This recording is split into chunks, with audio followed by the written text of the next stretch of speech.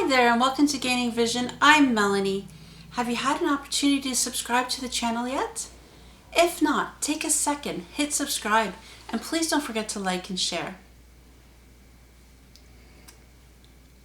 I know some of us think of evaluation and feedback time at work or school, some of the worst times. I remember the stress and anxiety I'd feel when I'd get my report card, or after getting a test back or an exam, getting that grade. We never like to hear when we've done something wrong. But what I've learned over the last few years is evaluation and feedback is really a useful thing. Think about it. If you get evaluation and feedback on an ongoing basis, you can learn, improve, and grow continuously. And we have to change our mindset of what evaluation and feedback is actually about and for. There's no right or wrong. It's people's opinions or giving you feedback on your performance of what you've done, whether at work, at Toastmasters, or at school.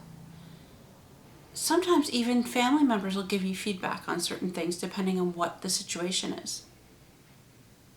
And it's all in the delivery. So let's just say, for example, little Johnny is at school and he's really struggling with math, and he takes a math test and he doesn't do well. He gets an F. He fails. The teacher can say, "You did terrible. You didn't study. You failed." And mom and dad can react the same way. Or the teacher could say, "Johnny, are you having some difficulties? Let's sit down and talk about it and see how I can best help you." And same with mom and dad. "It's okay, Johnny. This time you didn't do so great, but we're going to work harder. We're going to try for next time. Let's see where you struggled with and go through it with him." It's not acknowledging, giving him a pass that he's failed, but it's acknowledging the fact that he didn't do so well and how can we improve. And evaluation and feedback is just like that. So think about the workforce. You do your job every day and you probably have quarterly evaluations depending on your job.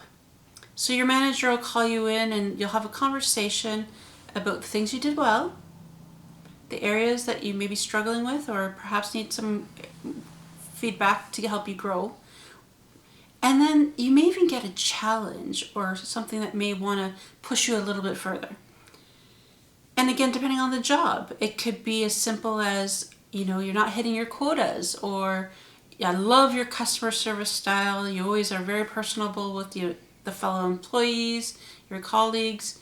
You're always punctual. You're doing all these really great things. However, I noticed that your accuracy on the data entry isn't so good. Is there anything I can help support with that? Again, you're giving the feedback, so you tell them, it's almost like the sandwich method, what they did well, areas for them to grow, and then you end with something, "But I absolutely love the way you do this.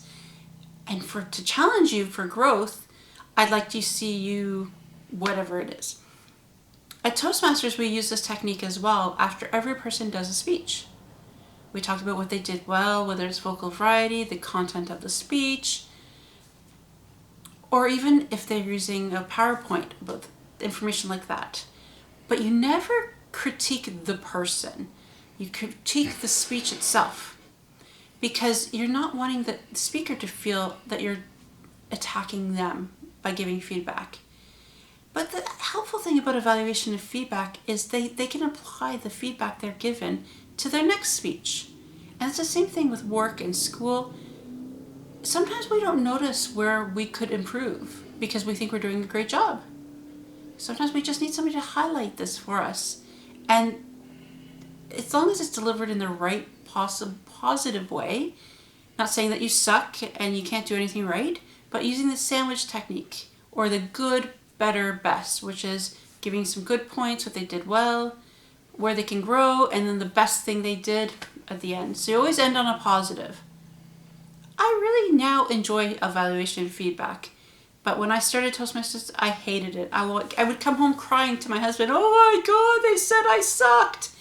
But the reality was I was too sensitive. And of course, perhaps the evaluator didn't deliver the information as effectively as they could have. But we get to grow and learn from our mistakes, and also learning and evaluation and feedback helps us become a better, more competent and confident person. Do you use evaluation and feedback in your life? At work, at home, with your kids? Or maybe in your volunteer organization if you donate your time afterwards. It's really important for me to give feedback to my volunteers, because otherwise how do they know what they're doing? If you don't share this information, they may think they're doing a great job. It's important to share evaluation and feedback, but in a positive way. And I encourage you all to use this. Help people out. Let them know. But make sure that your delivery of the information is a positive one. Until next time, please don't forget to subscribe to the channel, like and share, and I'll see you next time.